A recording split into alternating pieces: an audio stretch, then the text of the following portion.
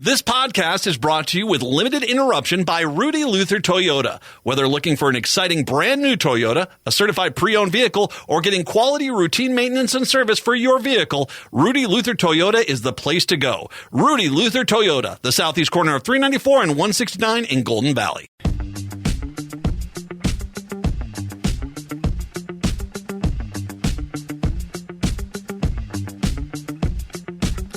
Broadcasting live on AM 950, the progressive voice of Minnesota, and in the evenings on WCPT 820, Chicago's Progressive Talk. It is the Matt McNeil Show for your Wednesday. Jeff Stein going to join us here a little bit later on to talk about various national and presidential political things. Of course, Dr. Joe's going to join us, actually.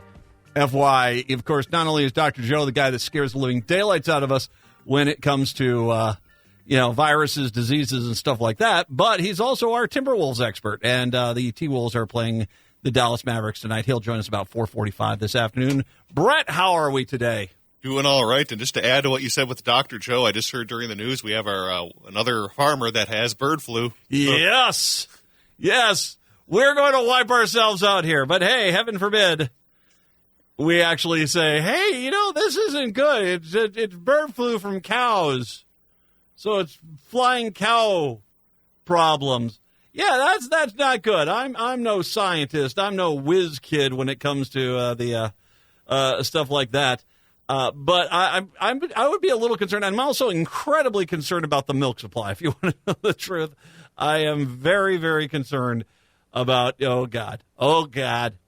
So if you were to think of vice presidential candidates, minus Hannibal Lecter, who do you think would possibly be the worst choice possible? I mean, seriously, I'm not joking. I was like, if you were to say to yourself, okay, who could be if you were taking this seriously, that this would be the worst choice that you could possibly make? Any names come to mind? The one I could think of that he could still legitimately pick but would be a disaster is the Alabama woman, Katie Britt, I think. Oh, God, no, that's not going to be Britt. No, Britt actually makes sense compared to what Robert F. Kennedy Jr.'s first choice was. Oh, I know. Aaron freaking Rodgers. Yes, that Aaron Rodgers.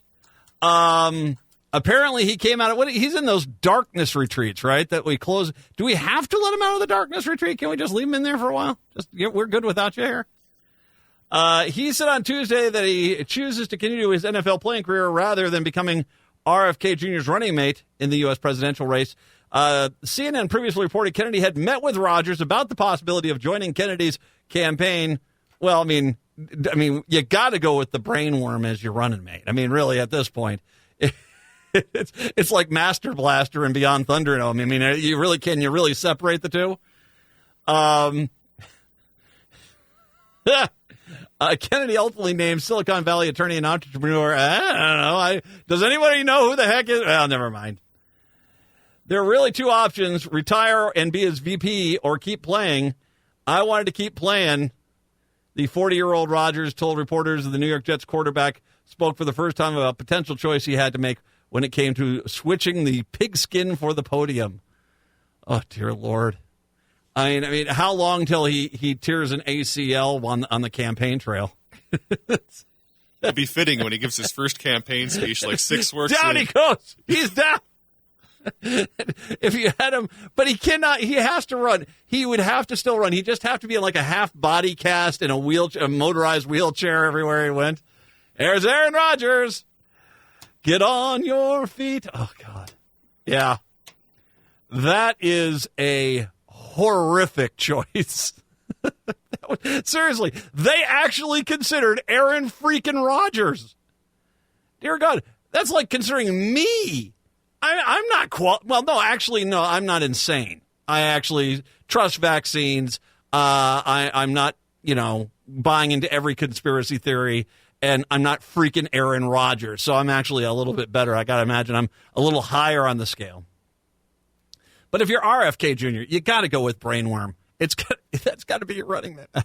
That's got to be your running mate. 2 peas in a pod.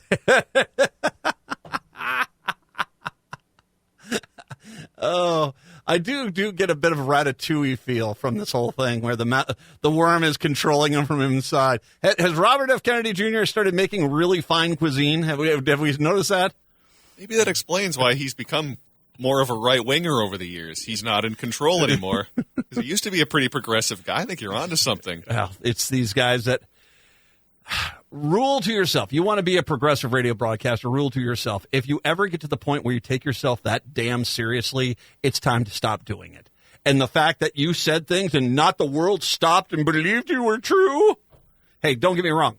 I talk about things, but I back my things up with facts. It's not like, I am viewing myself as the second coming of freaking Moses, dude. You need to you need to keep yourself. I think the term from that one-time great politician, you've got to check yourself before you wreck yourself. So that's, it's just my suggestion there. 952-946-6205. 952-946-6205. I want to share with you two amazing threads from the same guy. So Chicago, I know you get this as well. Illinois, you get this. And we get it up here in the Twin Cities in Minnesota. We get conservative guys saying, I can't take it from you, taxaholic Democrats. I'm going to Florida where things are so much better. Yeah, you get that? Yeah. It's horrible. And once again, I have had friends who have moved and said, I'm out of here because I can't believe they think it's so horrible here. And then they get down in these places and they're like, oh my God, I can't believe how nice it is up there. Nice schools, public school system in Minnesota and Chicago is pretty good. It's got faults, don't get me wrong. I'm not saying everything's perfect, but, compare it to Texas, compare it to Florida. Medical care, please. I'd take doctors from, of course, Northwestern University in Chicago, the Mayo Clinic here in Minnesota. You're getting the best medical care in the world here. Down there, it's cough. We'll see if we can figure out how to solve your cancer. What they'll give you is worms, and they'll see what happens. you got to be careful. Do we have an industrial-sized jar of leeches? Yeah, this will take care of your bronchitis. Anyway, it's not Doc Hollywood. The things are bad down there. And this guy, Andrew Polino, now he is a guy who did media stuff down in the Tampa area. I'm going to just read. This is the first one. This is about the health care down in Florida. After 37 years as a solid American, I've left the U.S. My wife and I have been living in her hometown of Melbourne, Australia since January, shortly before our baby was born. We'd always talked about doing it someday, but someday something happened last year that forced our hand. We lived in Tampa, where I worked for a local news. My wife got pregnant. We had insurance, though, through my job, and we thought we were going to be golden. We weren't. We still faced high co-pays for OB visits and meds for my wife, who had a brutal pregnancy, but that wasn't what drove us out. What drove us out were the OBs. They deemed my wife high risk and an insurance liability, discharging her on the first pretext they could find and effectively blacklisting her from the OB network. After another group transferred her, claiming they didn't have the right specialist, then they set her up a transfer to one of a handful of hospitals, including one that they could probably only do a consultation in January when one wife would be 8 months pregnant. Most maternal health specialists wouldn't take her on because she was far too long. Or too far along, I should say. We were near 8 months, no delivery team, no word from the hospital, no OB, no other resource. My wife, afraid for her safety, flew to Melbourne, Australia, and found a full medical team to help her deliver safely. I followed as quickly as possible and arrived with only a week to spare. After our baby was born in the hospital bill in Melbourne, Australia, $50. $50. We decided to stay in Melbourne. We had a home, resources for parents, health care, and a high quality of life. In Florida, we faced low pay, high medical bills, inflation, gun violence, and other struggles for survival. Our choice wasn't hard. We're now happy. We're a family, and we feel like we have a future. My privilege isn't lost on me. I'm still voting as an American and advocating for those less fortunate. No one should be left feeling trapped by their own medical providers. Yeah, that's the medical care. You go into these these states, the medical care is a house of horrors. Now, I know some people say, well, man, it's probably the insurance and there was a liability. Wasn't. I had a friend who he had a grandson, and they live in Florida. He's conservative. He moved down there. He spends most of his time down there. His grandson was going to come down for one summer. Grandson playing a sport had broken his arm, I believe it was, and just had to get the cast off. They only had to take the cast off. That's all they had to do. He said, bring him on down. We'll just take him to a local hospital, get it done. They couldn't find anyone that was willing to do it, even though all it was removing a cast. They said, well, if you pay full amount, which was like $4,000, we'll remove the cast. So it wasn't about medical. They kept implying it was a medical issue. We don't know what kind of break this is. We don't know what we're doing. But then all of a sudden they turned around and said, but if you pay us $4,000, we'll take it off. So it wasn't about medical. It was about they just didn't want to do the paperwork for the insurance or whatever the case may have been. He ended up having to fly back to Minneapolis and with his grandson get the cast off and fly back. And it was still like $2,500 cheaper than doing it down in Florida. So you want to move to Florida, there's that. Here's another one he posted out. The same guy. He worked in a newsroom in Tampa for a year, really drove home how much horrific awfulness you learn to accept in normal life as a while. Just another week at the office. Here are the few stories I wrote about encapsulating Florida's utter insanity. There are a lot of shootings, high-profile mass murders, domestic violence cases, road rage with guns, and a ton of arguments or personal beefs that turned violent. Teens fired at each other. In public, it really was the Wild West in Florida. People were intensely anti-vax. As red straight as Florida is, none of my political articles got me as much hate as when I wrote about this COVID. DeSantis made a platform out of mask and vaccine bashing. His Surgeon General openly spewed debunked anti-vax BS madness. Racism was astounding. Sheriff's dog whistled worse than the Kennel Club trainers when talking about black criminals. DeSantis called BLM terrorists who burned down cities and advocated for schools to teach about the useful skills slaves learned. The state's disdain for Black Lives Matter and civil rights movements was evident in what they forced on the schools, banning books dealing with racism, gender identity, and the LGBTQ plus issues. The state's approved education videos from PragerU were just straight-up lies.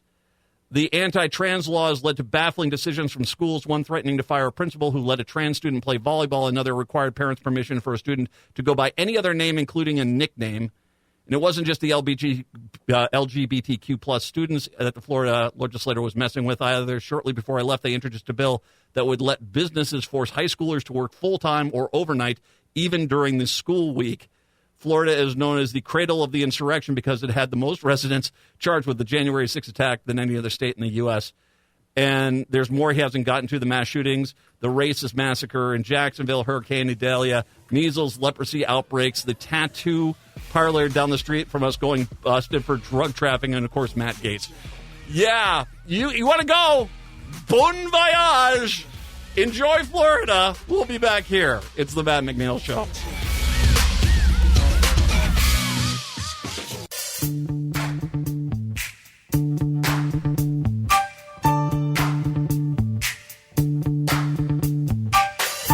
It's the Matt McNeil Show. Jeff Stein joining us here, coming up in just a smidge, technically about 14 minutes.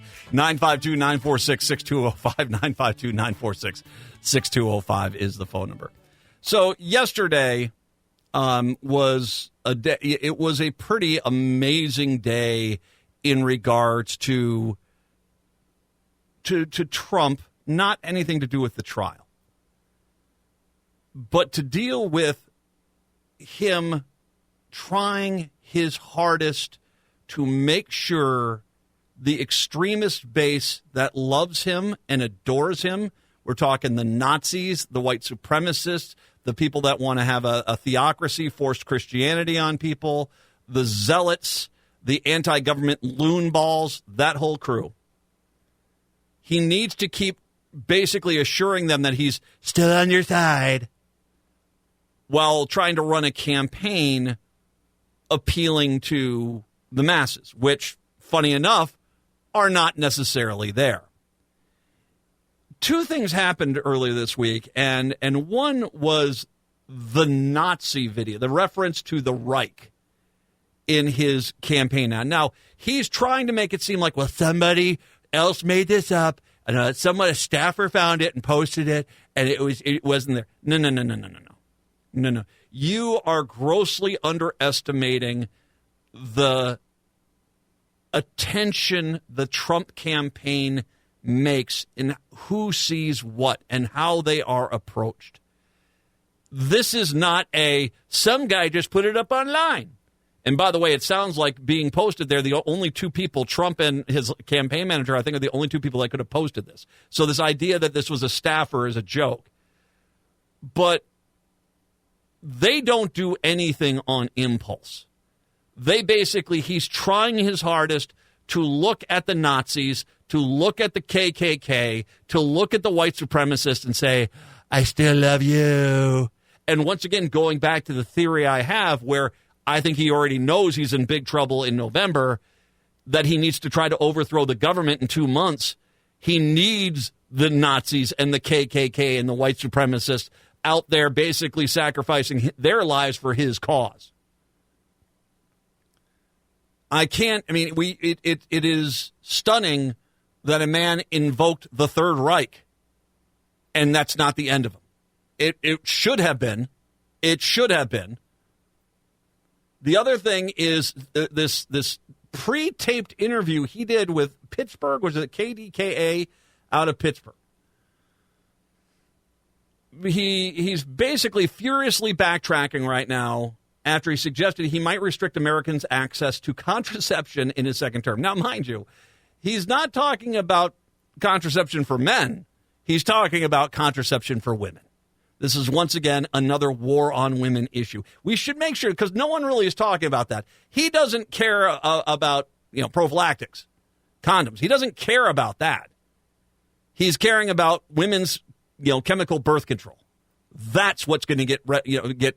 And we're not talking about the day after pills. I'm talking about the day-to-day contraception. He is insisting that he's going to go, it's going to be something he's going to go after, but now he realized he didn't. Now, why did he do this? He said this on this interview, so all the evangelicals got the wink, wink, wink, wink, wink, wink. I'm going to do this. And now, you see, they're satisfied. The Nazis are satisfied. The extremist far-right evangelicals are satisfied because he said the dog whistle out loud.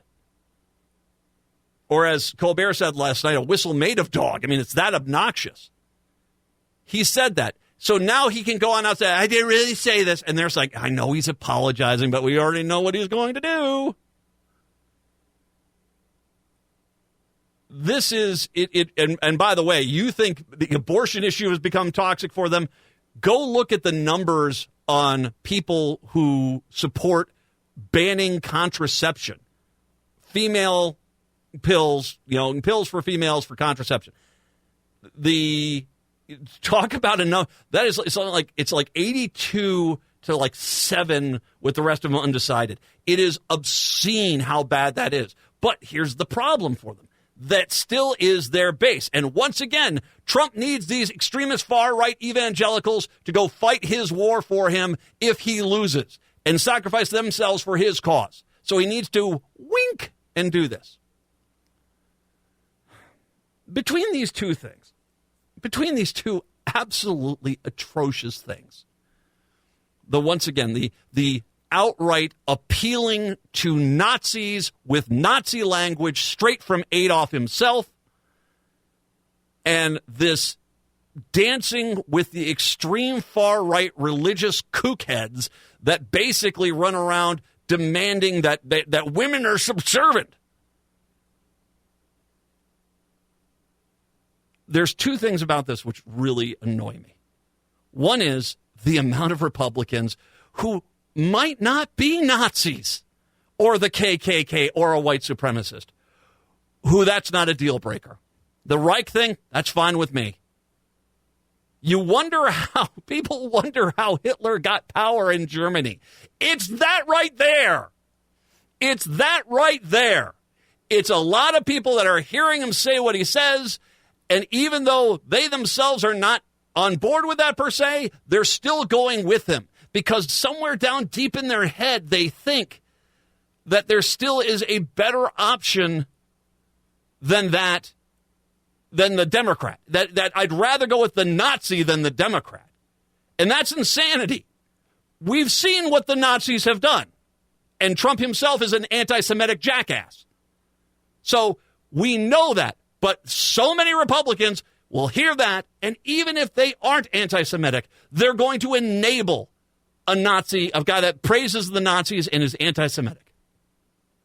The other side, let's go to, and the same thing with the contraception. How many Republican women take contraception every day? I mean, all these politicians that want to ban it, they do because they don't have 17 frickin' kids. It's not like an 1880s farmhouse in Iowa, for God's sakes. They're taking contraception, but you see, is that contraception will be legal. It's for everyone else will be illegal. That's the trick. No, it's how many people take contraception that he's saying, I'm going to take it away from you. I'm going to encourage states to take it away from you, and are like, yep, still going to vote for him. And then all of a sudden, hey, I didn't think he was serious. I don't know how to shake you morons awake. I don't. But your candidate for the Republican Party is a guy that spews Nazi rhetoric and basically doesn't want women to have contraception. The other side of this is the unbelievable continual failure of the national media. That most of the coverage I've seen on the Reich thing comes from either late-night comedians or some of the left-leaning news media. The vast majority of the news media has kind of given him a pass on that. He's quoting Hitler, for God's sakes. His video quoted Hitler. You can't just let that go. He wants to take away contraception. And then he comes out and says, like, I'm on the women's side. And you guys look at it and say, well, he says he's on the women's side. The failure of the media, the failure of the Republican voter.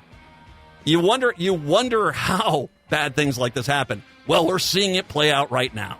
Jeff Stein joins us when we return. It's the Matt McNeil Show.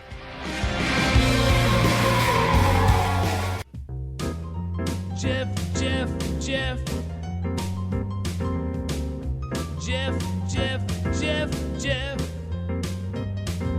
J-E-F-F, Jeff. J-E-F-F, Jeff. J-E-F-F, Jeff. Jeff Stein is our national and presidential expert, noted author. You can find his books at where you find books. Hey! Your favorite bookstore, go find them there. Also, totallyiowa.com. The Iowa Business Report, the Iowa Politics Report come to us via his flagship, which is KXEL in Cedar Falls, Waterloo. And just one quick side note really quick, for all the people who are watching on the live stream, the Progressive Citizen X Matt McNeil Show page on Facebook is not carrying it today, but you can go watch the show if you so. It's Radio for Your Eyes at AM 950 Radio page on Facebook. Hi, Jeff.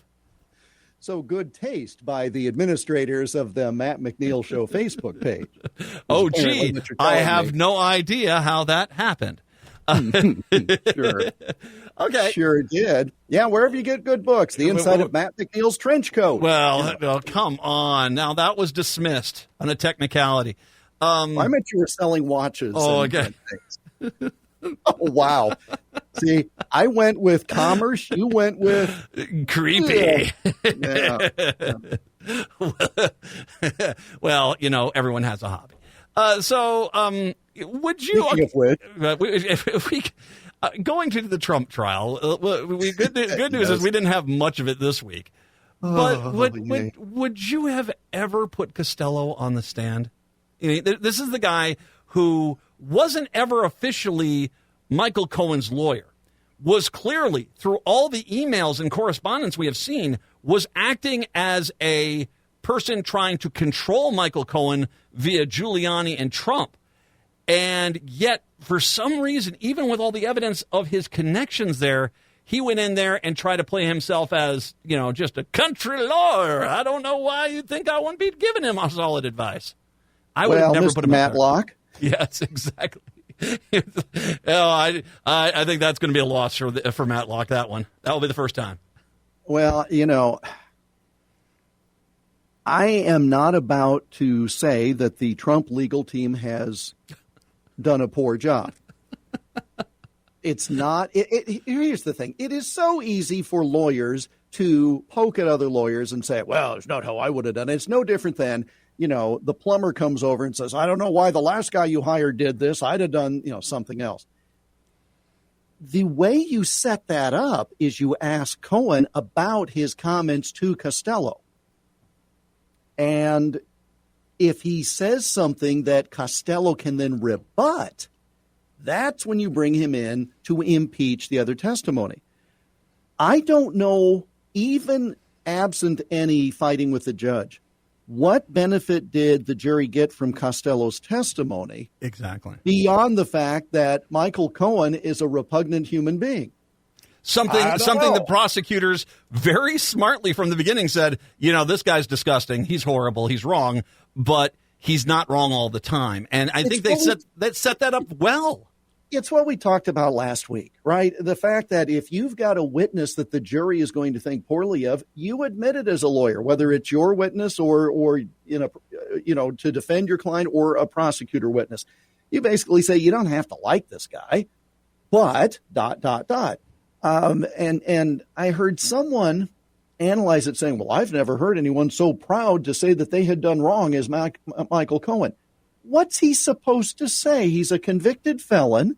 Is he supposed to say, well, I just was having a bad day, or deny the convictions? I mean, well, and also, I just don't know what it helped. And would they have been better than, and that's your point, to simply say the defense rests, there is nothing to do here because you didn't know for sure what the judge was going to allow Costello to say. Then you have your expert witnesses thrown out. And this one, though, was mind-boggling from me looking at the judge. The judge says, well, I don't want to allow your expert to testify because then they'll have an expert, and it's nothing but a battle of paid experts. Judge, that's called personal injury law. That's what you wind up having. It's always a battle of experts. Yes, often it's a waste of time. I'll grant you.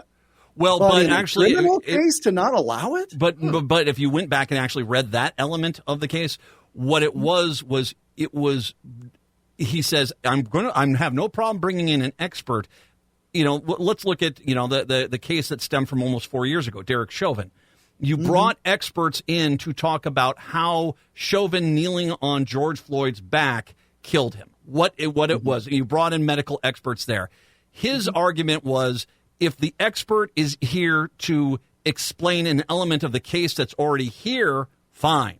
What they wanted was to basically bring in an expert to basically claim something else and then explain the thing. And he was like, no. It's you can't just say, magical, gnomes, did all this, and then bring in a guy who says, here's why I think gnomes exist.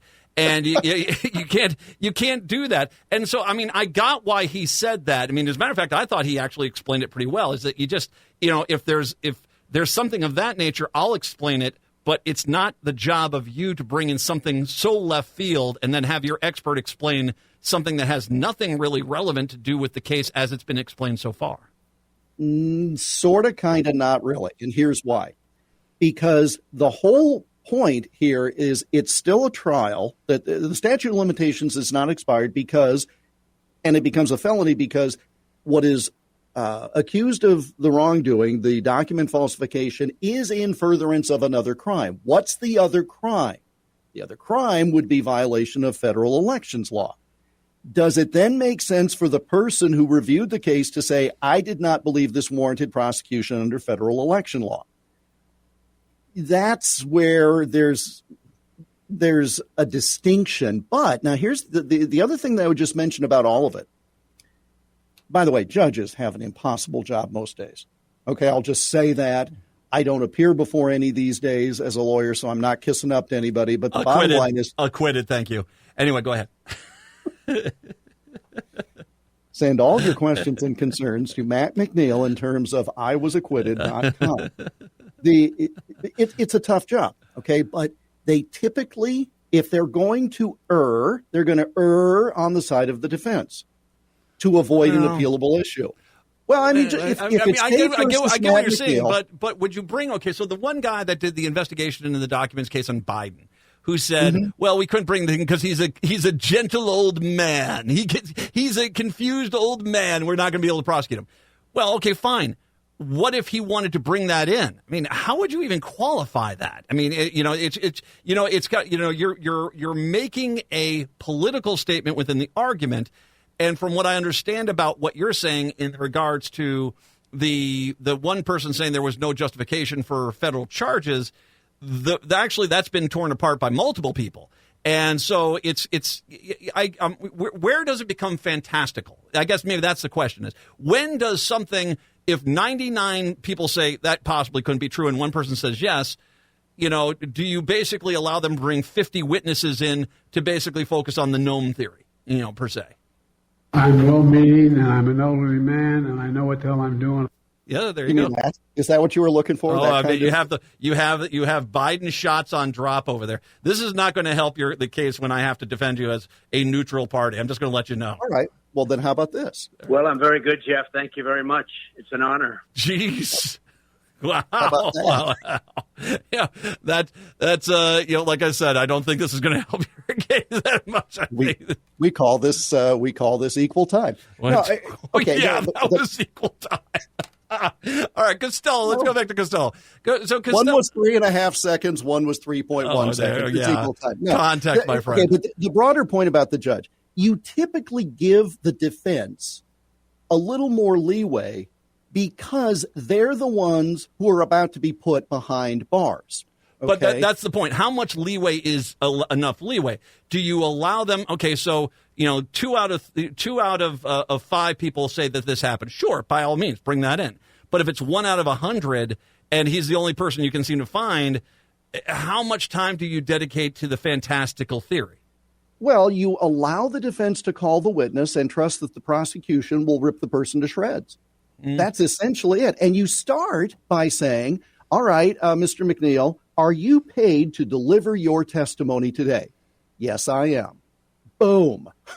That alone allows you to say bought and paid for. Now, again, that's a minor little point because the other thing that they would dismiss out of hand. I mean, for example, let's say you're the election expert who said we did not file charges. I'm now the state of New York. I'm going to cross-examine you, and I'm going to say everything you've been talking about is a federal charge. Is it not, Mr. McNeil? Answer, yes. Mm-hmm. We are in a state court. Are we not, Mr. McNeil?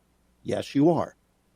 Thereby, I've shown irrelevance. I think that's much more cutting if you're the prosecution. Well, but then I'll go the opposite way. There, in the January 6 cases, there have been multiple people who have wanted to call Trump himself and say that he told us to be there. I was only following orders, per se. That's always worked well in history. Yes, and I would make an argument that's actually, there is something there. Trump was there on stage saying, go up to Capitol Hill and go get him. That was one of those things. But yet no judge in D.C. is saying, no, we're not going to hold this case up for Donald Trump to come testify on your behalf or testify as this. Under your argument, why shouldn't they? Why shouldn't that be the argument? It's like, no. They got a theory here. And I'll tell you what, the Trump argument is actually a lot more salient in that case than this case, Costello's argument in this case. Well, now separate Costello from the federal election official. They're two very different things, okay? As far as Costello is concerned, again, I just don't know what good it did. Well, he was trying to.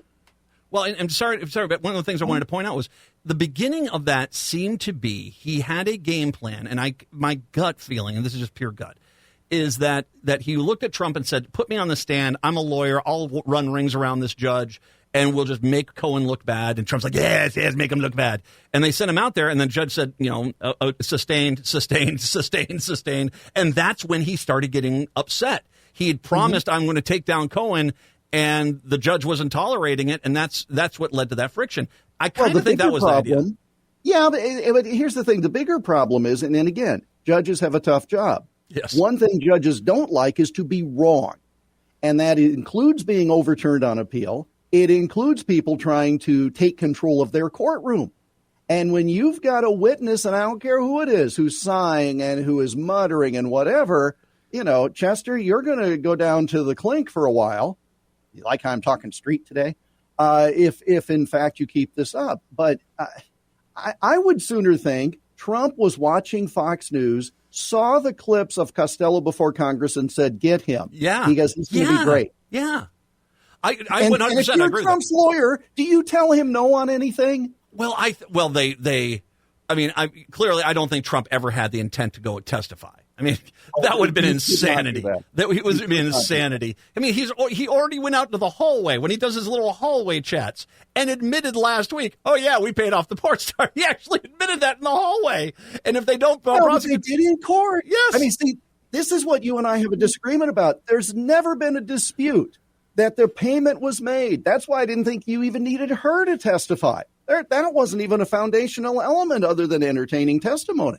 Well, but and what's happened is because this has looked so bad, he's now he tried to separate himself. Like, oh, this is Weissenberg. He basically did all this. This was working with Cohen. I had nothing to do with it. And then he walks in the hallway and undermines his own argument, his own defense team's argument. I can't, even if he was thinking about it, I got to imagine Eric and Don Jr. and every lawyer and everyone's like, do not do this because that opens you up to cross, and you do not want to have to get up on cross because they will tear you to shreds. And here's his excuse on it. The judge said if the defendant testifies, and by the way, I'm fine that he calls him Mr. Trump in court. I mean, if it was a military officer, they wouldn't use your rank. You know, there are a lot of people on the right saying the judge is disrespecting him by not calling him President Trump. Mister's fine, okay? But the judge said if you do testify, you can then be cross-examined about all these other things. And that's where it's like, okay, well, if you're going to allow all of that in, no, he cannot testify because it's the harm to the jury of the totality of everything would be worse than any benefit of testimony. 30 seconds after what you saw in that trial. I mean, understand, juries can go any way. What's your thought? You have two lawyers on the jury, and so I say it's even money that it's a hung jury. You think it's going to be they'll deliberate for a full week before the judge finally allows them to call it a hung jury. Well, didn't he basically come on out and say it didn't have to be unanimous? Well, it's a criminal case. I think it has to be unanimous. But right. Well, we'll have to see on that. We'll take a break. Come on back. We'll talk about Samuel Alito when we return. Jeff Stein joins us on a Wednesday. It's the Matt McNeil Show.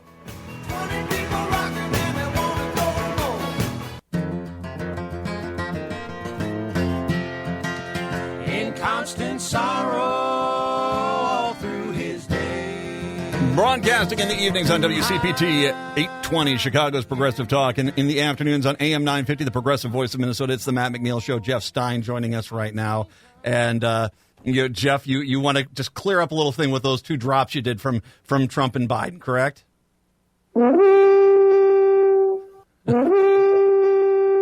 Does that help with the home team there in the Twin Cities? Well, it's for Chicago, no. Oh, well, then stand by. Okay. Holy cow! There you go. Holy cow! There we go. There you go. It's smoothing over that road. Which, by the live on news. Okay. Yeah. Speaking of smoothing things over, Samuel Alito needs some help with that. When it is discovered he is so his neighbor upset him, and he decided to post his flag in an insurrectionist manner for multiple days in his front yard as a Supreme Court justice. And then when he got upset, he got approached by it, he threw his wife under the bus. Yeah, that must be a lovely household right now. And then backed up and drove over her again. A few times, yes. All right, so here's the thing. My late father was a magistrate in the state of Iowa. Mm-hmm. So part of the judicial system, all right? And I was told from a very young age, we as a family cannot be political. We are not Republicans or Democrats because your father is a judge. Similarly, don't do anything publicly that would embarrass your father, the judge, okay? Now, that wasn't said over and over.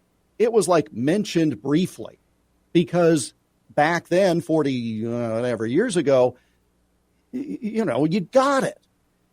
Who in the world thinks that it's okay to fly the flag upside down? Let's say his wife did do it. Does he look out the window with his fresh squeezed orange juice and say, we need to fix this? Or when the driver comes to take him away, does he not look out the window and see it? And then pick up the phone and, thumb out a text saying, honey, is there a problem with the flag? Okay. Yeah. I mean, so the tin ear part of it is deeply distressing because I'm so sick of liberal versus conservative justices, et cetera, because, again, when I went to law school, the idea was it was the law, okay? And so when you then pervert that by having the flag in your front yard upside down, I don't care what sign your neighbor posted. You're supposed to be above that. And did you never think a case would come to the court on the topic?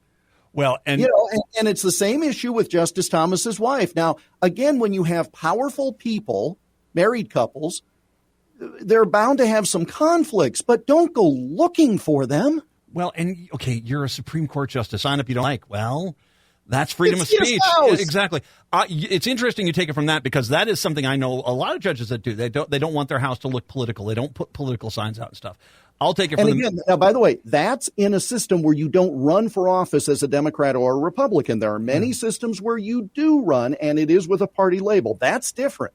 But on these others, it's like, oh, my God. I look at it from you're supposed to be a Supreme Court justice. You are supposed to be one of the pinnacles of American patriotism. I was U.S. Army. I mean, I know Marine guys that know the flag code backwards and forwards. How is it if have gotten to that point, you throw away the patriotism of just flying the flag as you're supposed to and do something so petty and small? I mean, it clearly is Alito and Thomas. There's a lot. I mean, once again, you talk about, Democrats, Republicans, fine, but these two guys, they're just, he's taking 5-star trips. The other guy's getting RVs.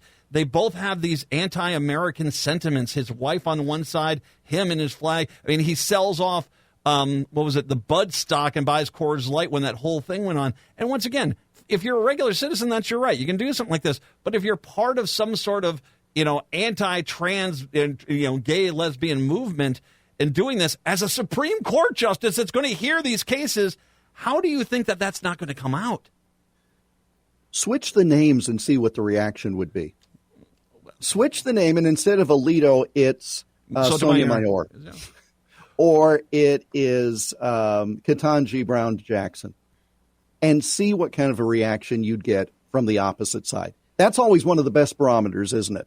The people who are the most robust defenders of action, like, well, that's just a flag. Oh, it's just a flag. What if it had been somebody else doing it? That answers the whole thing. And it's really, it introduces elements that I thought we were better than as a nation, but maybe not. Well, and I think it's when you put things out there, and there is this code that seems to be out there right now. Trump releases a video that has the word Reich in it. At no point, I'm stunned someone would do this. I'm stunned someone would still be a viable presidential candidate and do this.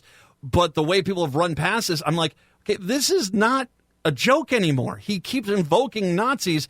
And to me, his point is not that, oops, I did this. It's, I want to make sure I'm going to go out there and say I'm not for the Nazis. I'm not for white supremacists. I'm not for the KKK. But wink, in case I need people to start storming polling stations, you just stand back and stand by, that sort of thing. And I just, it is stunning to me, as you said, the amount of things that people are willing to accept just because of the R next to the name. At the very least, how much of a tin ear do you have to use that word, right? It's exactly. I mean, the former labor secretary changed the pronunciation from Reich to Reich because he didn't want to be associated with it, even by accident.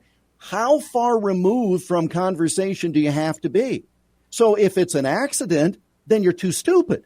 And if it's code, it's clumsy code. I don't know how to answer it. There's no defense. Well, I think he's, it's kind of like the interview he did in Pittsburgh. It's the contraception thing. He's trying to let his fervent base, that small percentage, know I'm still there. And so he'll say these things, and then basically they hear that part. They don't hear him basically frantically apologizing for going with an issue that 80% are against. Yeah, I think he didn't answer. He got confused stupidly and then doubled down because he's never wrong. I don't think it was code. I think it was just a complete gaffe that the other side would jump on Biden for. Of course, you can find all your Jeff Stein wares at, of course, we'll put the Iowa Politics Report up a little bit later on. Jeff, we'll talk to you in a week, my friend. Hour 2 of the show coming up, Chicago. We'll talk to you tomorrow.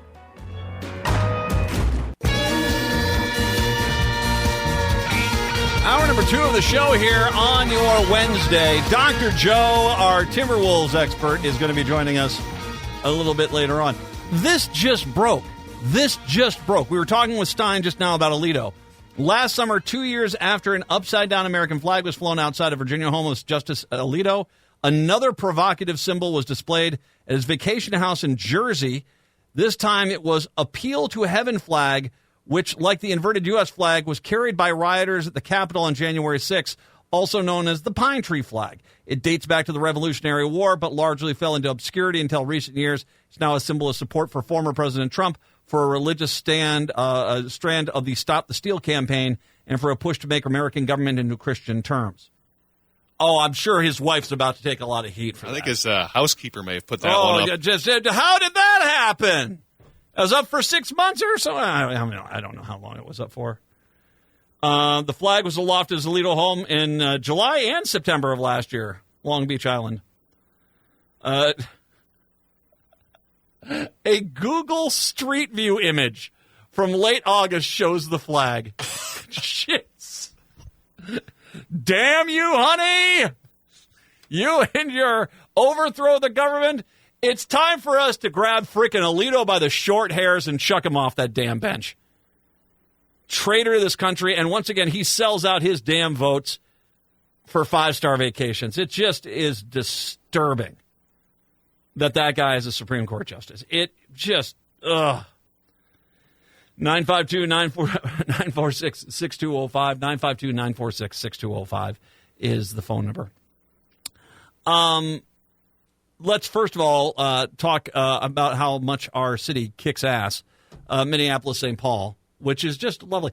By the way, I was okay. So I was in Chicago about a month or so ago, and Chicago skyline is sensational. We were staying on the 29th floor of a hotel, which is barely even starting to get up into the heights of the skyscrapers down there, but just gave you a very good view of the city, and it was quite lovely. And I was when we did open doors on Saturday, and I was at the top of the IDS. It's just like, okay, wait a minute here. I know Chicago. Minneapolis is not Chicago. It's not nearly as big. But it for a second there, kind of done. It's like, shouldn't our downtown be a lot bigger? And it's like, oh, wait a minute. We got a second downtown over there.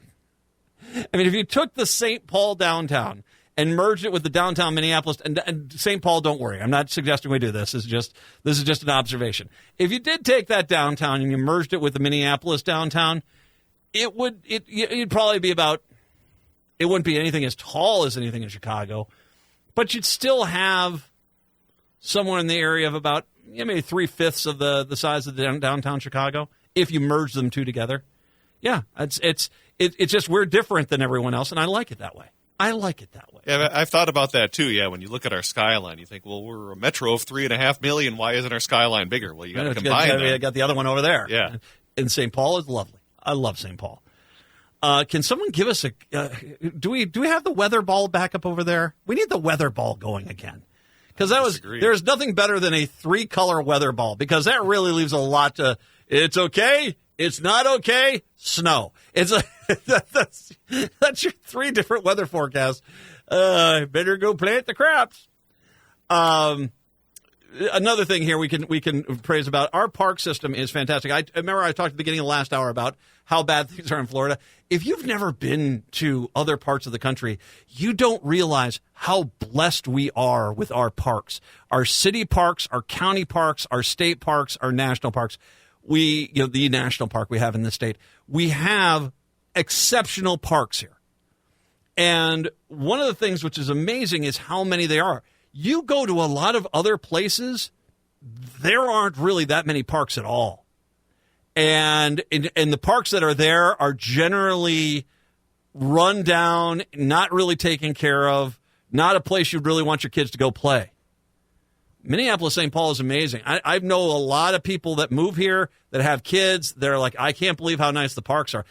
When we had people come visit us and bring their kids, it's like, who is this a private park? It's like, no, it's a public park. You can go. They're like, wow, all this equipment is relatively new. I said, yes, it is. Enjoy. Minneapolis has overtaken St. Paul to reclaim the number 2 spot in the new national ranking of public park systems. The high marks for access, acreage, and spending regularly land both cities near the top of the nonprofit Trust for Public Lands annual Park Score Index. D.C., I don't think, is it too much of a surprise D.C.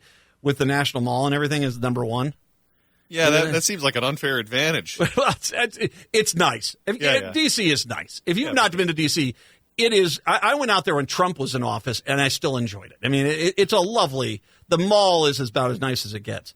D.C. took the top honor again this year. Improvements aimed at giving more residents access to parks and related amenities fueled Minneapolis' climb from 3 to 2. Upgrades to bathrooms, work on the new Upper Harbor Park along the North Minneapolis riverfront, and the addition of 2 dog parks in the Minneapolis Park and Rec Boards absorbed from a nonprofit were all factors in the ranking.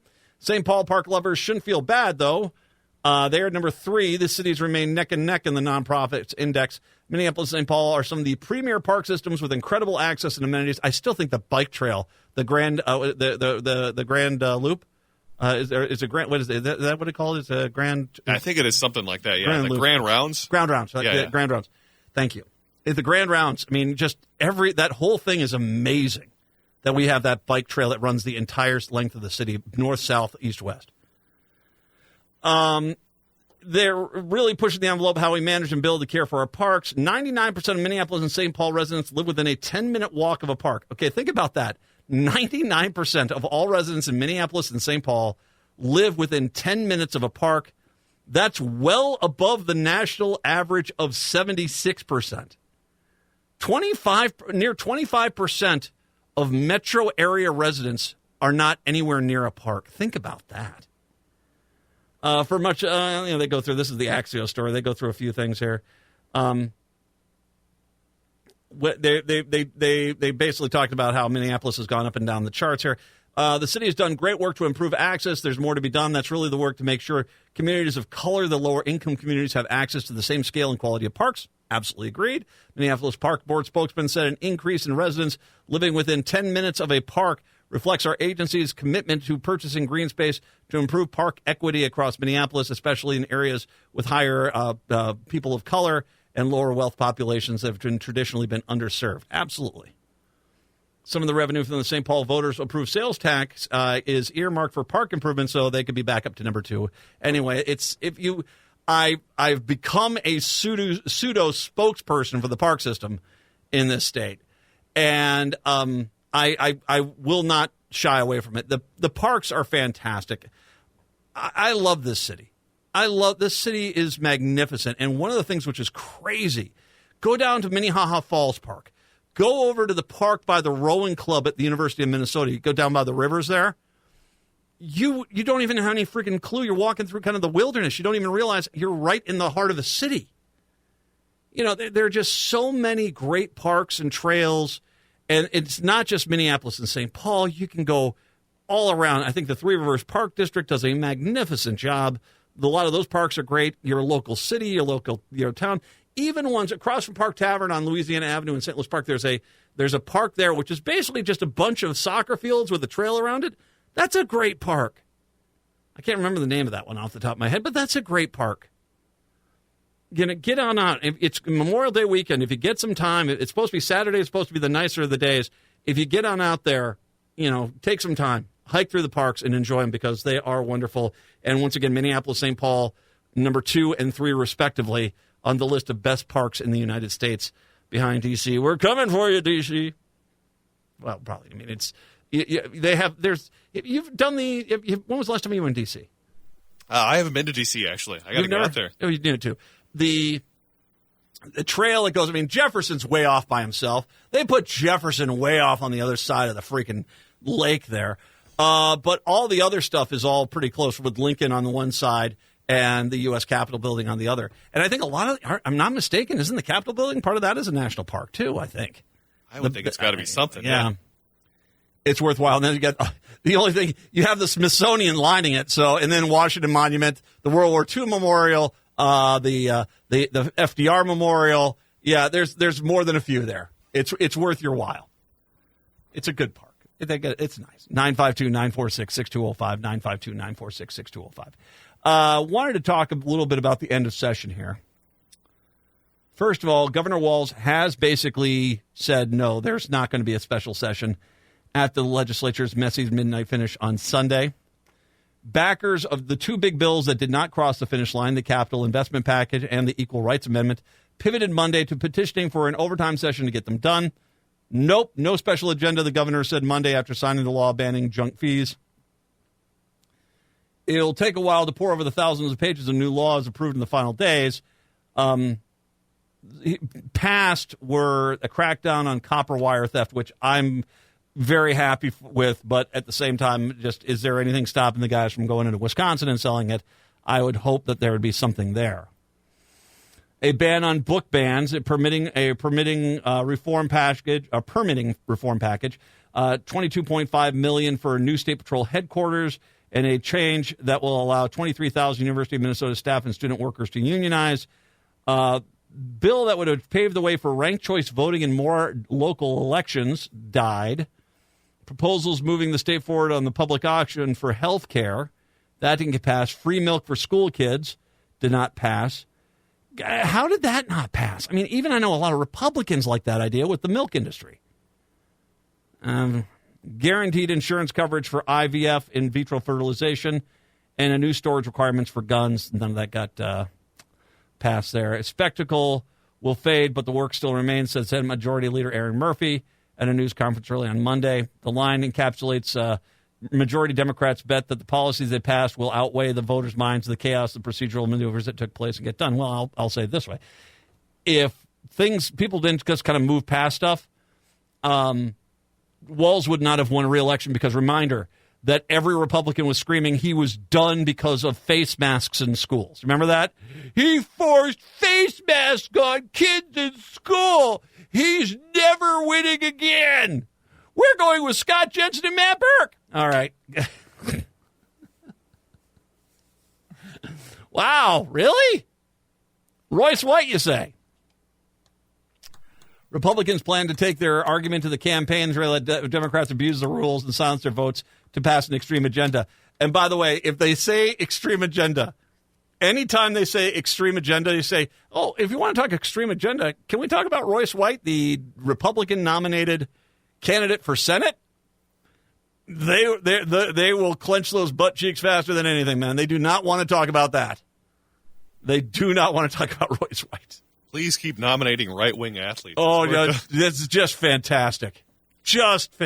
You guys had no idea what was on his social media pages, did you? Had no idea. Anti-Semitism, anti-LGBTQ, misogyny. Good luck. The voters return the ultimate verdict in November.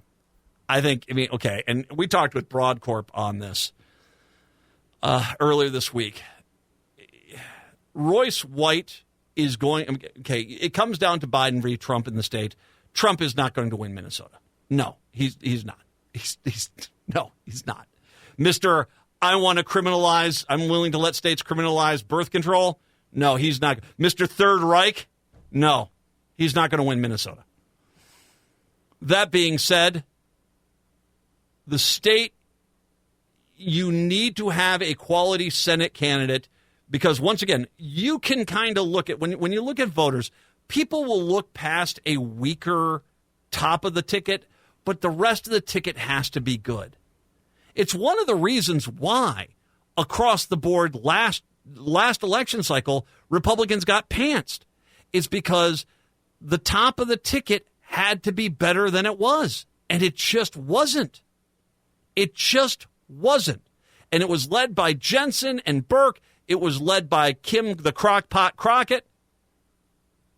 It was, it got worse and worse. So you would want to, I could give you, I'm not about to try to help the Republicans, but I could give the Republicans 4 names.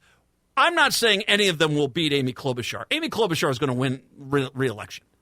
Amy Klobuchar is still actually fairly popular in outstate Minnesota. She actually scores pretty well with Republican voters. I'm not saying that any Republican candidate is going to be able to knock her off, but at least it won't be the bloodbath that will happen when it comes to those House races. Because any hope that you have of considering those are the three races. It's a Minnesota House race. Well, actually, 4 races. Minnesota House race, U.S. House race. It's going to be the Senate race and the president's race. Now, the metro area is, for the most part, it is blue, including the suburban areas.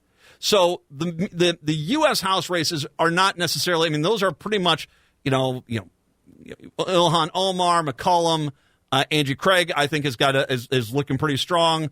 I think the Democrats are going to hold on to 3. You're not going to get a lot of help there, per se, for the Republican ticket.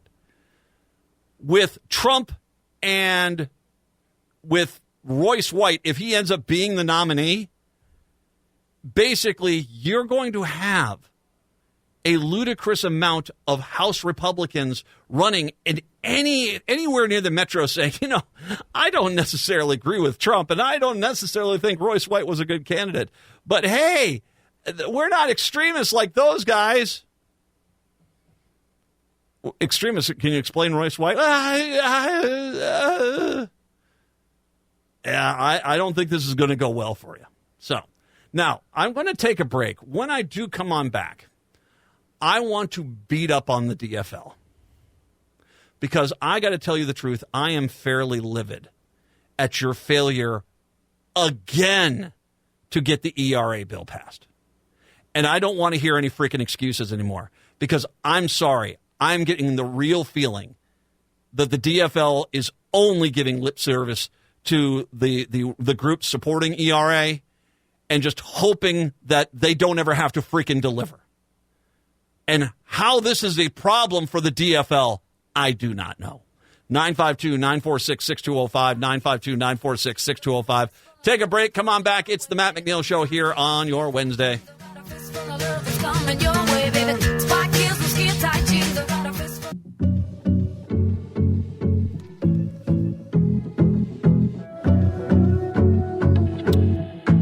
AM 950, the Progressive Voice of Minnesota. It's the Matt McNeil Show. 952-946-6205, 952-946-6205 is the phone number.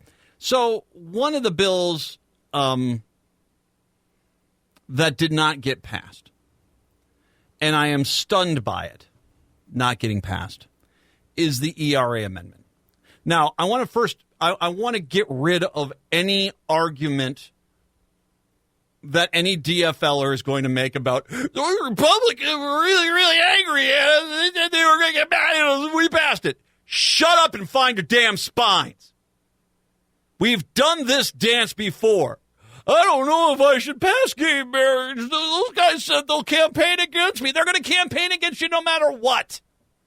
At least live with some freaking integrity. Where's the DFL from last year, for God's sakes? Where's the DFL that could not stop hitting home runs? The ERA bill would have prohibited discrimination against anyone on the basis of race, color, national origin, ancestry, disability, or sex, including gender identity, gender expression, and sexual orientation. Authors opted not to include the word called a deceptive move, but needless to say, it didn't get passed.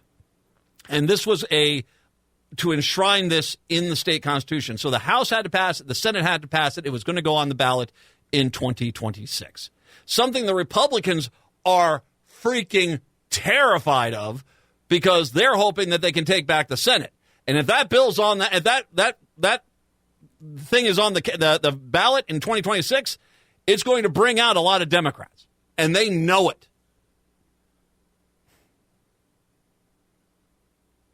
I was deeply disappointed to find out that 2 Democrats voted against it. Dave Lisselgard, up on the range, and Gene Pulowski.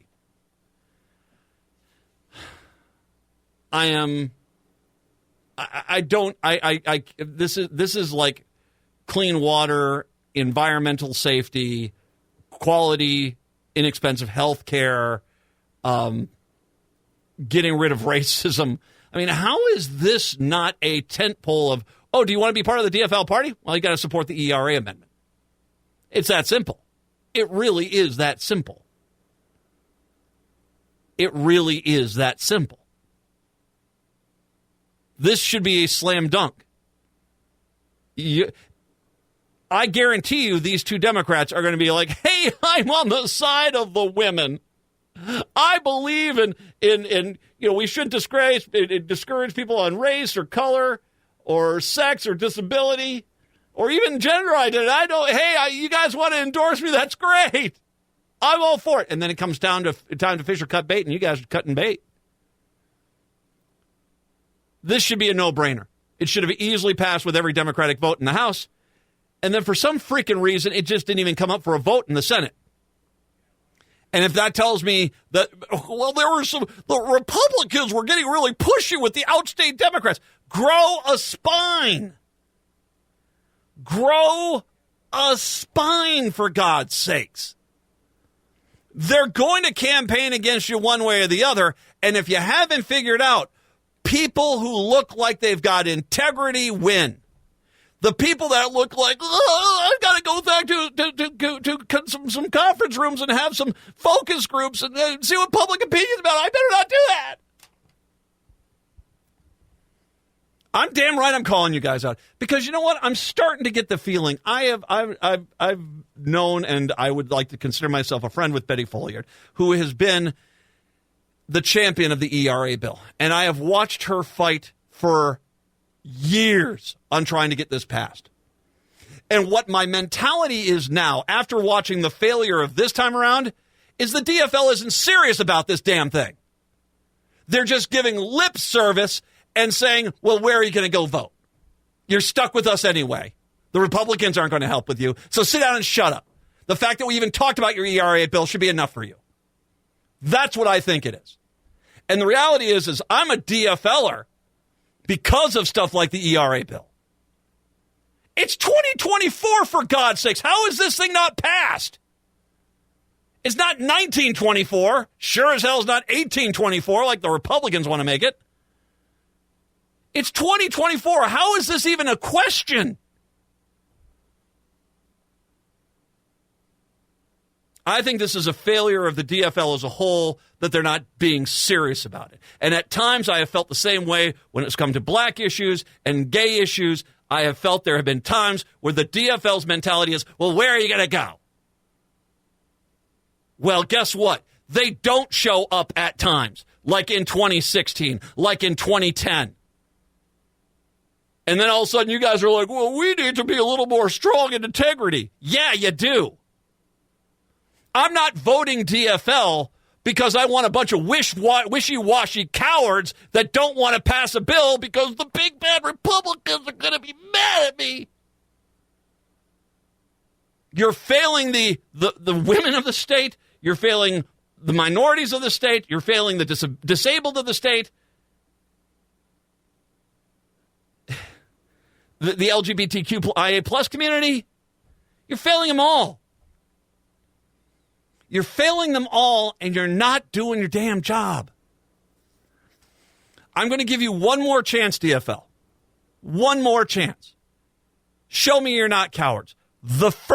When you win back the House this upcoming fall, once again, Royce White, Trump, when you win back the House this fall, the first bill that gets passed is the ERA amendment. Stop playing games.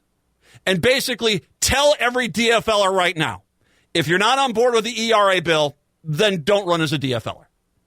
We'll find someone else. We'll find someone who's actually a DFLer and we'll run them. But now is your time to fix this. And I guarantee you, most people are going to go along with you because I think most people do want to see the ERA bill passed. And this is why the Republicans are freaking out about it, because they know they're on the wrong side of this issue and they don't want it on the ballot in 2026. Stop playing games. Stop taking your voters for granted. Do your damn job and stop worrying about whether or not the Republicans will let you sit next to them at the lunch table. You owe the state of Minnesota the ERA Act. You owe that to them. And if you don't pass it first thing when you get back in control coming up here in January, then we know for a fact that you have no intention of doing it. And then maybe, just maybe, Either people need to start sitting out or see if the Republicans want to try to pass it themselves.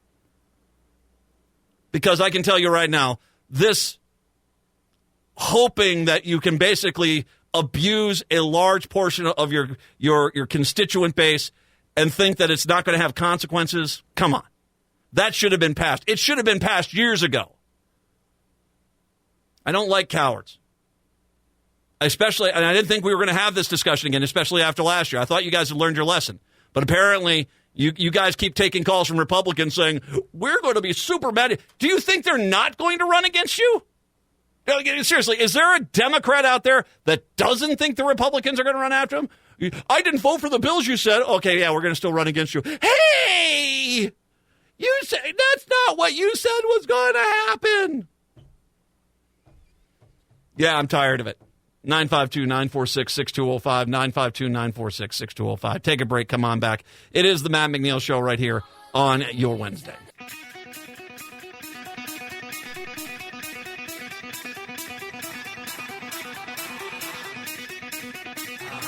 AM 950, the progressive voice of Minnesota, the Matt McNeil Show. I'm Matt. Dr. Joe coming in here in about 10 minutes here to talk about the Timberwolves.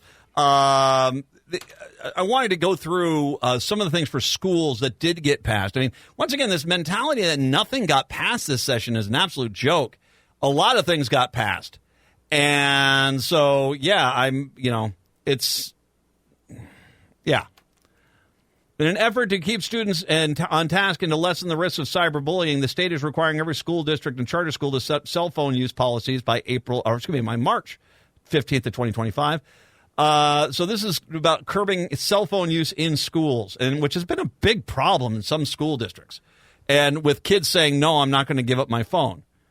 The legislation is not prescriptive, but State Representative Sandra Feist, the DFL from New Brighton, and Representative Kristen Robbins, the Republican from Maple Grove, made clear this year they'd like to see schools be a cell phone-free zone. They pointed to successive pair of middle schools where students must keep the phones locked up or out of sight. The State Principals Association will advise districts on ways to minimize the effects of cell phones on student behavior, mental health, and academic achievement. You're just going to have to. The problem is you're always going to have some kids who are like, no, I'm going to keep my phone on. You have to make sure that there's a punishment there. And the sad thing is I do think that this is going to lead to some kids just dropping out of school because the cell phone is more important to school than school for them. But is that the burden necessarily the school district to basically accommodate somebody who just doesn't want to even be in school? I don't think so. That being said, another thing that was passed was the keeping kids in school. School attendance has suffered post-pandemic. Lawmakers have responded by establishing a legislative work group to study chronic absenteeism in the coming months. In addition, 12 districts are being asked to come up with promising practices that ensure students get to class. Minneapolis Public Schools is to take the lead and will receive $1 million of $4.7 million in state aid being dedicated to the effort. The 12 districts must conduct their first virtual meeting by August 1. The legislative work group is charged with recommending how to best to tackle absenteeism and truancy and must issue a final report by December 31st. Matt Shaver, policy director with the Ed Allies, a group that works closely with underserved communities, says the action was a start, but a big deal, too, given limits on the new funding this session. So it's I will say this.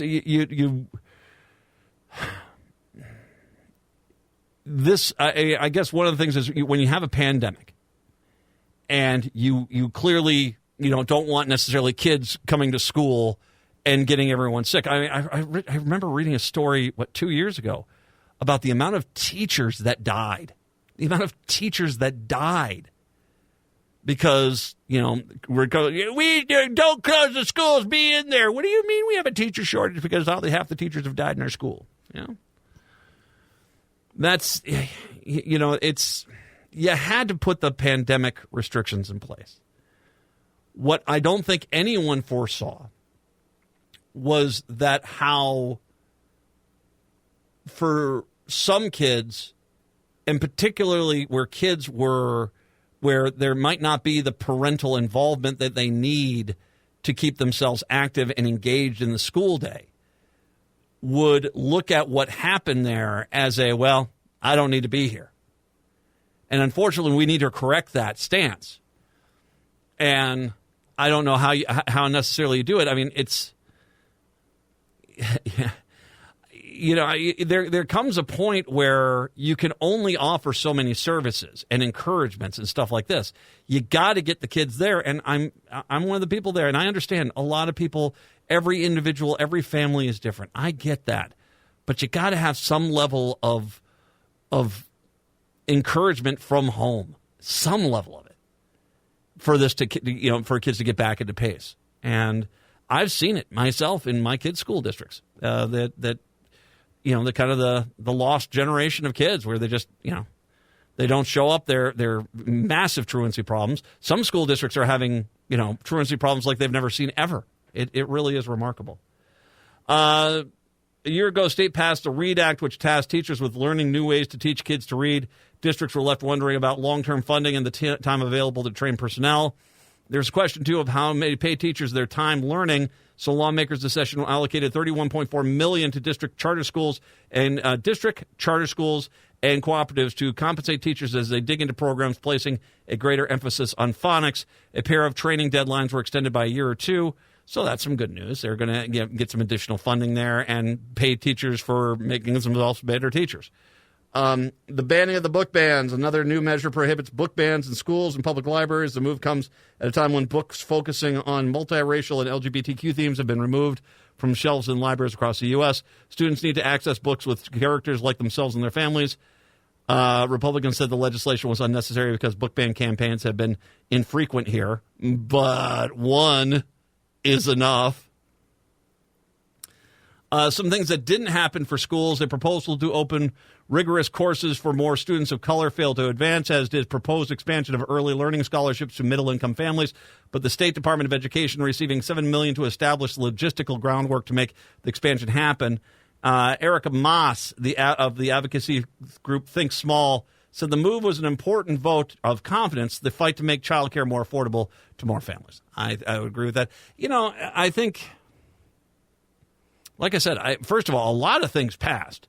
So as people say, nothing passed, a lot of things actually did get passed this year. Some of this stuff is good. Like I said, when it comes to school stuff, and it's you can only offer so much. And I think one of the problems that we have is when a kid gets, and I want to be careful how I say this. When in any given grade, there's always going to be kids that excel at reading or at math or at science. Fine. There's always going to be some kids that are having a hard time.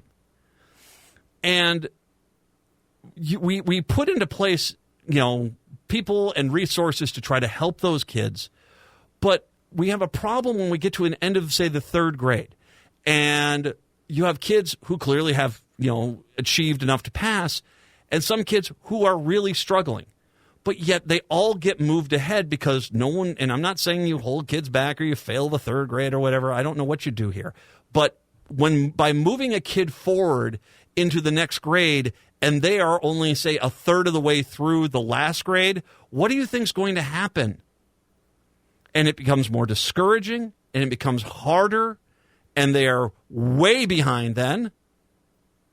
And it's funny, you think to yourself, we're rewarding you to moving up to this grade, but if they weren't prepared to be at that grade anyway, what are you doing to help get those kids there? And I think that part of the problem that we have is we have to look at kids who might be, say, ninth graders, who really only have a sixth grader's understanding of math or English or science. And we need programs in place that can get those kids back up to speed to where they're not so woefully behind that it's discouraging to be at school. Fine. You're not going to do it like when I was a kid, where I remember my second grade teacher, Mrs. Pierce, who had a full mustache and beard, for that matter. She basically said to us on the first day of class, if you fail my class, you failed my class, and that's just that. You will repeat the second grade. And yes, that was intimidating and scary and stuff like that. Not exactly the go team, go rah-rah speech you'd hope it would be. But at the same time, I don't think just saying, okay, let's just move them ahead and hope they catch up. I think you need to readdress what catching up means. How about I say it like that? You need to readdress that and realize you have kids who are not just 1 or 2 chapters behind, but 1 or 2 school years behind, 3 school years behind. And you need to have a way to get those kids back up to speed. You guys are the teachers. You're smart. I trust you. And I think the state government needs to get you the money you need, but that's kind of the problem, I think. 952-946-6205, 952-946-6205. We'll take a break. Come on back. Dr. Joe and the Timberwolves next tonight. Bring your ass! I think that's the official motto of the state. We'll take a break. Come on back. It's the Matt McNeil Show here on your Wednesday.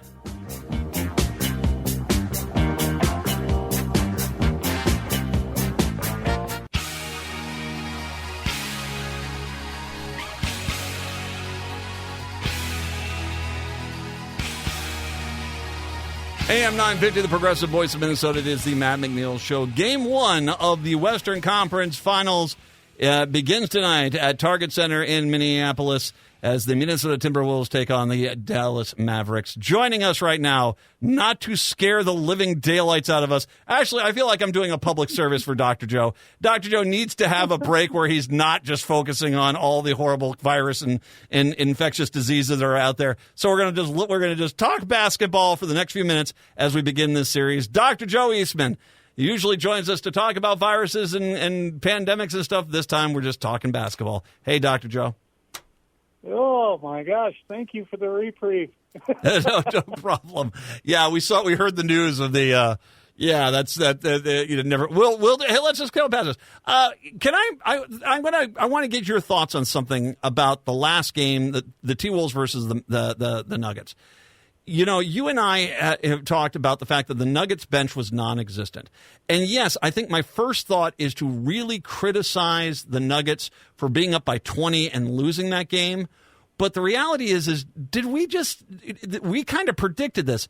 I think they got into the third quarter of Game 7 and they just ran out of steam. They just didn't. They did not have the bench to keep up with Minnesota, and it just showed because they fell apart from that point forward. I swear that was the most I've seen the Joker look gassed in my life. He was just, 7 games of playing almost every minute. That guy was wore out. And boy, was he humble afterwards in his interview. Just had nothing but praise for the Wolves, and he said they're the best team. They were a team they're not lying. That was a team built to basically beat them, and they did. It was remarkable too to see the depth of that team on display in that Game 7, where Edwards was having a bad game, although his defense was still as stellar as ever. But to see the rest of the team come storming back, and Denver just having literally just no answer for them from like 5 minutes into the third quarter until 5 minutes left in the fourth. It was just they were watching. It was the Harlem Globetrotters out there. Yeah, against the Washington Generals. Yeah, exactly. And it's funny. Ant said after the game, he said, when Rudy made that turnaround jumper, he said, I knew we had him. Oh God! When that was a 1972 special right there, wasn't it? That was that thing arced. That thing arced like a rainbow. It was a thing of beauty. From Gobert. That was pretty amazing. All right. Let's not. I once again, I hesitate to try to leash in the Timberwolves fans. We've been here before after Game 2 of the last round, where everyone was saying just put the T-Wolves name on the cup. It's over. The reality is that you've only gotten halfway through the playoffs at this point. The last 4 teams are all really good, and if you don't bring your A game every game, you're not going to win squat. Yet I still think a lot of people are out there saying it's over. It's over. I'm real hesitant. This is really going to be an emotional roller coaster. That's how it is with the Timberwolves, unfortunately. I knew this. The last one was going 7, even after the second game. It's just part of Minnesota sports team makeup, I think, or something. And we went 3-1 against them during the regular season, but this is not the same team. Down the stretch, they played, they were facing the play-in game to get into the playoffs, and look where they ended up, So I think we're in for a tough haul. They brought in the two new players, Gafford and Washington, and I think Gafford's not going to like playing Rudy, and Lively will also go against Rudy, and he's a kind of a twig like Holmgren built in that mold. And then Washington will end up with Towns, and I think we neutralize those two guys right there. And they're missing a couple players on their bench, and Doncic has a couple injuries, his knee and his ankle, and he's banged up. So as long as Connolly's healthy and Cat stays healthy, I think we got a pretty good shot to do this in 6, maybe 7 games. Like I say, we got to temper ourselves. We're from Minnesota. Well, I think what you're, the point that Cat and Gobert and Ant are going to have their hands full, as well as, not only offensively but defensively. The name that you keep hearing coming up, not only is Connolly. Connolly is there, but the one is Jaden McDaniel. That the feeling is that he is the key to the Timberwolves moving on to the championship series. Exactly. He's like a coach out there on the floor. He keeps them in their sets and everything. And you could tell that one game we missed, he was out. Boy, we just struggled immensely on our offense, especially. And he's got to stay healthy. I hope his Achilles holds up. The Dallas is not a pushover by any means. And yes, we went 3-1 against them in the year, but I mean, they took out a very good LA Clippers team. And as the underdog, they were the road team there. They then beat, and I would say, I think the difference between the Oklahoma City Thunder and the Minnesota Timberwolves is that Oklahoma City is so young.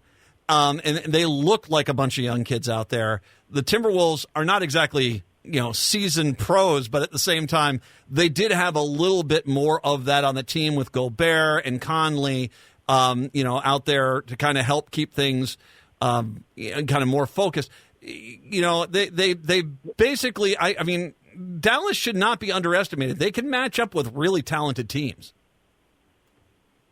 Yeah, I agree with that 100%. Like I say, the way they played down the stretch they were one of the best teams in the league, and you're precisely right about OKC. I mean, those first games when they came out, a lot of their players looked like the deer in the headlights. Yeah. It's like, holy cats, what are we doing here? Well, and it's interesting watching Ant, who's also a young guy.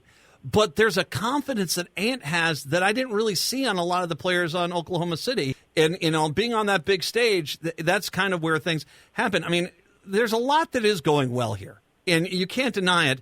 But, if you and I said at the beginning of this playoff, our two big man rotation with Gobert and Cat, and then, of course, bringing in Naz Reid as the sub in that. If that holds true, I still stand by what I said before. No one matches up with us because that is just something you don't see in the modern NBA. 3 big men that can handle themselves. There's a lot of talk out there about the best defensive team in the history of the NBA, and I would have a hard time arguing with it. And Gobert is the glue that brought that in there. And like you say, those 3 guys, I mean, jeepers creepers, Naz Reid was unbelievable on Joker that last game. Wow. they just, I mean, and they were coming in from all angles. Now, it's if that holds up, I mean, you can survive Ant not having a good day if Cat and Gobert and Reid are basically taking care of the paint. And they've been doing that. And gosh, I mean, it also does help, though. You got to admit, Denver's 3-point shooting, I was like, what are you guys doing? I mean, they were just they just didn't seem to have any flow at all. And at some point, you have to realize, I'll take 2 instead of 3. Get the easy basket. Get it into Joker. Get the easy basket. He gets 40, 45. That game's over. They're going to win. And that just didn't happen. Precisely. And I don't know if you watched last night's Indiana and the Celtics. Before the game, they were bragging up how tough it was going to be, a defensive battle. Right, so they were taking more open shots than, your pregame warm-ups. It was unbelievable. I don't see anyone matching up with our defense, matching up against us, even those 2 teams. So, Yeah, you're right. We're just built to pretty much take anybody on right now. All right. So is it 5 or 6? What are you making the call, or 6 or 7? What's the Timberwolves and how many games? You're going to hold me to it. I got to go with 6. This is how it works there, Dr. Joe. Okay, we'll give you on 6 on that. I say 7. I think T-Wolves in 7. I think it's going to be another 7-game series. Do you think if they do make it to the NBA championship, is it the Celtics or the Pacers? I'll tell you what, the Pacers, even though they didn't win, they looked pretty good yesterday. Yeah, once the Celtics big guy though comes back, I think you're going to see a different team. So I'm still going to go with the Celtics in 6 or 7 too. Go Probably Wolves! 7. Go Wolves! Dr. Joe Eastman, our Wolves expert. Dr. Joe, thank you very much. We'll have you on before too long. Have a wonderful Memorial Day weekend. All my best to your wife.